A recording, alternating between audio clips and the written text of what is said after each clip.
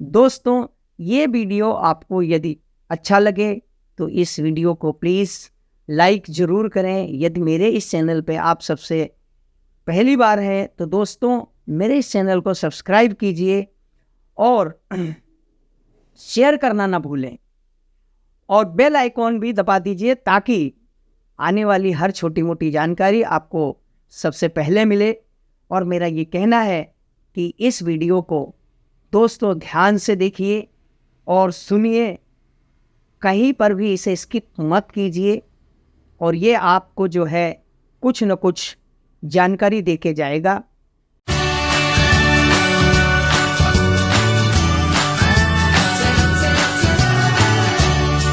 दोस्तों, बहुत अजीब बात है, हम एक अपने सपनों का घर महल तैयार करने में पूरी ज़िंदगी लग जाती है और फिर भी हमारे सपनों का घर जो है हमेशा खतरे में बना रहता है। दोस्तों, सबसे बड़ी बात है कि आप शायद इसको जानते हैं या नहीं जानते, लेकिन जब हम अपने सपनों का घर बनाते हैं तो उसे बनाने में आपको भी शायद पता होगा, जानते होंगे कि कितनी मेहनत लगती है, लेकिन फिर भी उसके पर खतरा क्यों मंडराते रहता है। जैसे कि शहरों में हम फ्लैट्स खरीदते हैं और फ्लैट्स की कीमत 50 लाख, 1 करोड़, 1.5 करोड़ ऐसी कीमतें होती हैं। हम 1 करोड़ का फ्लैट खरीदते हैं और उस 1 करोड़ पैसा डालने के बावजूद भी जो फ्लैट है वो पूरी तरह से हमें उसकी ऑनरशिप नहीं मिलती। क्या फ्लैट खरीद लेने से, डॉक्यूमेंट रजिस्ट्रेशन कर लेने से उसका आपके पास कोई टाइटल ट्रांसफ़र होता है? दोस्तों, जब बिल्डर बिल्डिंग बनाता है, बिल्डिंग बना के वो लोगों को फ्लैट बेच देता है, तो जिस ज़मीन पर वो बिल्डिंग बनाई है उसके बारे में आपको कुछ पता है कि वो ज़मीन किसकी है, किसके नाम की है, बिल्डर कौन सी शर्तों पे वो वहाँ पे बिल्डिंग खड़ा कर रहा है? आप इन सारी चीज़ों का पता नहीं लगाते और आप फ्लैट खरीद लेते हैं कि भाई 1 करोड़ का फ्लैट है, 50 लाख का फ्लैट है। लेकिन ये फ्लैट खरीदने के बाद क्या जिस जगह वो बिल्डिंग खड़ी है वह जगह भी आपके फ्लैट के नाम की है? आपके फ्लैट का जो है वो प्रॉपर्टी कार्ड पे नाम है या करके देगा या करने वाला है? ऐसा कुछ है क्या उसके अंदर? नहीं। लोग वहाँ उस बिल्डिंग में फ्लैट खरीद लेने के बाद फिर एक सोसाइटी बनाई जाती है। हालांकि वो सोसाइटी भी बिल्डर ने बना के देनी चाहिए, फिर भी कोई कोई ऐसे बिल्डर होते हैं वो सोसाइटी को कुछ बनाते नहीं हैं, कुछ करते नहीं हैं और वहाँ पे फ्लैट्स बना के और बेच के वहाँ से निकल जाते हैं। अब होता क्या है, फिर वहाँ के लोग जो खरीदने वाले हैं, जैसे आप या मैं, हमने फ्लैट खरीद लिए, फिर हम लोगों को इकट्ठा करते हैं कि भाई हमें सोसाइटी बनानी है। फिर वो सोसाइटी बन जाती है। अब वो सोसाइटी क्या ज़मीन की बनती है? ज़मीन की सोसाइटी नहीं बनती है। जिस ज़मीन पे, जिस जगह पे बिल्डिंग खड़ी है उस बिल्डिंग की एक सोसाइटी बनती है। सोसाइटी फॉर्म हो जाती है, रजिस्ट्रेशन हो जाता है, सारा काम हो जाता है, लेकिन वो जो जगह है वो जगह किसके नाम से है अभी तक आप लोगों ने उसके बारे में कुछ पता नहीं लगाया। फिर समझिए बिल्डिंग, जैसे कि ये बाजू में आपको बिल्डिंग दिख रही है, एकदम टूटी हुई बिल्डिंग दिख रही है, इसका भी हाल जैसे मैं कह रहा हूँ अभी मैं इसका भी हाल बताऊंगा। वैसे ही है। तो यहाँ के लोगों ने कोई ध्यान नहीं दिया, सोसाइटी है, पानी मिल रहा है, खाना मिल रहा है और बाकी छोटी मोटी सुविधाएं मिल रही हैं, तो कोई इस पे ध्यान नहीं दे रहा है कि भाई ये जगह है वो सोसाइटी के नाम है या नहीं है। बस चल रही है ज़िंदगी। हमने फ्लैट खरीद लिया, जब बनेगा फिर से टूटेगा तो हमें मिलेगा। नहीं दोस्तों, ऐसा नहीं है कि बनेगा, टूट जाएगा, फिर हमें मिलेगा, ऐसा कुछ नहीं है सर। यदि आप लोग ये समझते हैं तो आपकी ये सबसे बड़ी भूल है। यदि समझिए इसी पीरियड में कोई आपदा, नेचुरल आपदा आ गई और उसमें वो बिल्डिंग ढह जाती है, गिर जाती है, फिर आप क्या करेंगे?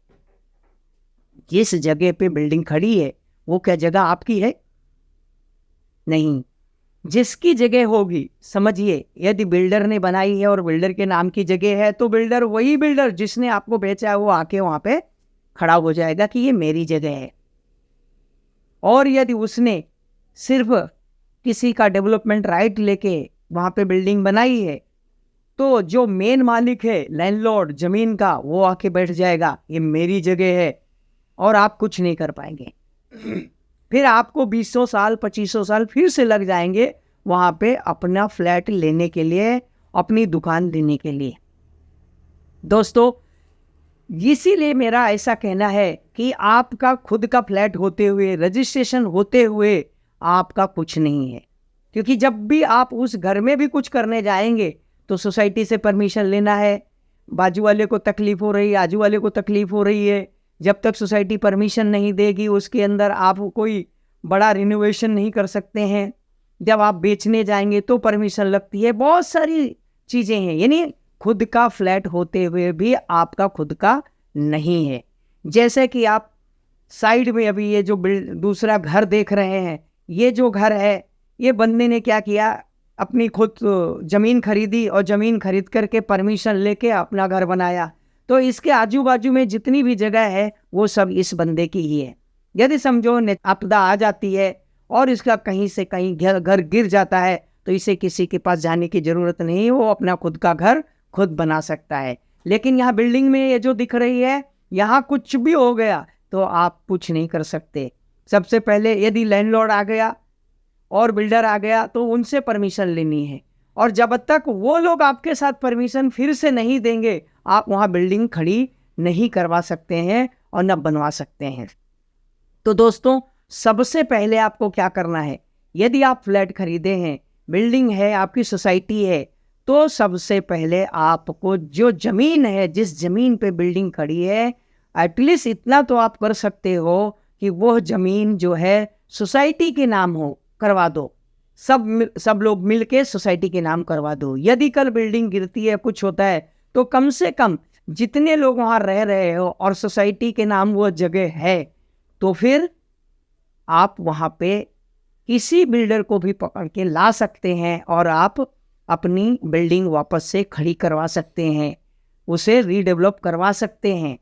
यदि ऐसा नहीं है तो आपको 20 साल लग जाएंगे और उस चीज़ को करने के लिए। जब तक वो हाँ नहीं करेंगे लैंडलॉर्ड, जो लोग ज़मीन के मालिक हैं, तब तक आप कुछ नहीं कर सकते। वैसे ही मैं और एग्जांपल बताता हूँ। जैसे ये आप साइड में बिल्डिंग देख रहे हैं, इसमें आज तक कन्वेंस डीड नहीं है, कन्वेंस नहीं हुआ है सोसाइटी के नाम से। हर मेंबर का तो छोड़ ही दीजिए, क्योंकि वो ऐसा अभी तक कोई आया नहीं है कि हर मेंबर के नाम से वो जिसका फ्लैट है उस फ्लैट का प्रॉपर्टी कार्ड, मतलब ज़मीन के साथ उसको फ्लैट मिले। तो ऐसा तो नहीं है अभी तक, लेकिन एटलीस्ट ये है कि सोसाइटी के नाम से कन्वेंस होना चाहिए था। इस बिल्डिंग को आज करीबन 28-29 साल हो गए, लेकिन इस बिल्डिंग के नाम से कोई कन्वेंस नहीं है ज़मीन का।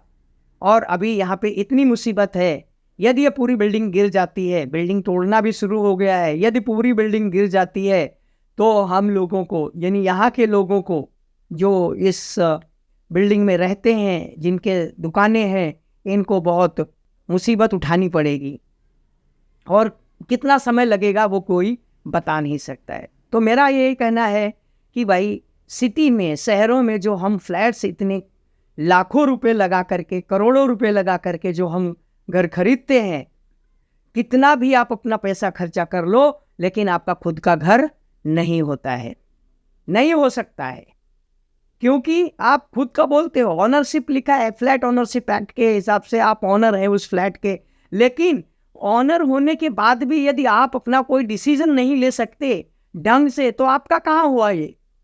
इतना पैसा डालने के बाद भी आपका ये घर हुआ ही नहीं, तो फिर आप इतना पैसा क्यों डालते हैं? जब आप अपना इतना पैसा डालते हैं तो सब पहले चीजें क्लियर कर लीजिए कि भैया ये जो फ्लैट है, इस फ्लैट का जो जमीन है ये भी प्रॉपर्टी कार्ड में नाम आना चाहिए। जैसे आप परचेस करते हैं, आप तो परचेस कर लिए हैं, रजिस्टर्ड डॉक्यूमेंट, तो आपका फिर नाम, जो फ्लैट का नाम या आपका नाम है, प्रॉपर्टी कार्ड पे क्यों नहीं चढ़ा?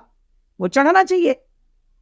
तो करोड़ों रुपए भी खर्चा करके आपका खुद का घर होते हुए भी खुद का नहीं है, तो आपका घर कौन सा खुद का है? जैसे मैंने अभी साइड में बताया, ये जो घर है ये आपका खुद का है, क्योंकि आपका नाम प्रॉपर्टी कार्ड पे इमीडिएटली चढ़ा हुआ है। यानी यहाँ पे बगैर आपकी परमिशन के इस जगह पे कोई नहीं आ सकता। यहाँ पे ऐसा है कि कोई भी एक बार बिल्डिंग गिर गई, नेचुरल कैलेमिटी से गिरे, या फिर बिल्डिंग 30 से 35 साल होने के बाद जूनी हो गई और बारिश में ढहा गई, गिर गई, या C1 कैटेगरी की नोटिस आ गई और BMC ने उसे गिरा दिया, सारा काम कर दिया, तो फिर आप कहाँ के रह गए? आपका खुद का नहीं है, खुद डिसीजन नहीं ले सकते। इसलिए मेरा ऐसा कहना है कि आपका खुद का घर करोड़ों रुपए खर्चा करने के बाद भी आपका खुद का घर नहीं है। दोस्तों, ये वीडियो आपको यदि अच्छा लगे तो इस वीडियो को प्लीज़ लाइक ज़रूर करें। यदि मेरे इस चैनल पे आप सबसे पहली बार है तो दोस्तों मेरे इस चैनल को सब्सक्राइब कीजिए और शेयर करना ना भूलें, और बेल आइकॉन भी दबा दीजिए ताकि आने वाली हर छोटी मोटी जानकारी आपको सबसे पहले मिले। और मेरा ये कहना है कि इस वीडियो को थैंक यू, धन्यवाद, जय हिंद।